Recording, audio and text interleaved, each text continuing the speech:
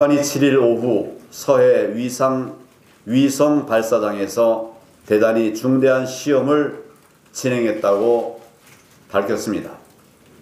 서해 위성 발사장이란 동창리 미사일 발사장을 뜻하는데, 중대한 시험이란 장거리 로켓 발사에 쓰일 신형 고체 연료 엔진 연소 시험인 것으로 추정되고 있습니다. 이 시험은 ICBM과 관련된 것입니다. 미국에 대한 직접적인 압박이라는 점에서 최근의 도발보다도 훨씬 더 심각한 것입니다. 특히 북한이 그동안의 비핵화 협상에서 폐기하기로 했던 동창리 발사장에서 도발을 감행한 것은 우리와 미국에 대한 정면 도전입니다. 이처럼 북한의 심각한 도발로 한반도의 안보 정세에 암운이 짙어지고 있는데도 문재인 대통령은 국가안보회의 개최는커녕 아무런 언급, 대응 전혀 하지 않고 있습니다. 지난 2년 동안 우리가 거듭 확인했던 것은 북한이 자발적으로 핵을 포기할 의사는 전혀 없다는 것, 그리고 핵 보유국 지위를 인정받는 가운데 핵의 부분적 동결과 대북 제재를 맞바꾸겠다는 것, 이것이 북한의 전략이었습니다. 북핵 폐기 협상이 진행되면서 북한의 이런 의도는 분명하게 드러났지만, 문재인 대통령은 북한이 진정한 비핵화 의지를 가지고 있다고 강변하면서 북한의 제재를 푸는 데만 관심을 두었습니다.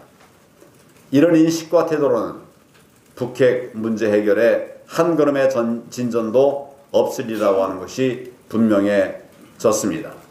문재인 대통령이 정책 전환을 하지 않으면 북한이 대화 제스처와 도발을 반복하는 행태는 계속될 것입니다. 우리 국민은 희망 고문에 시달리면서 시지프스의 형벌만 받을 것입니다.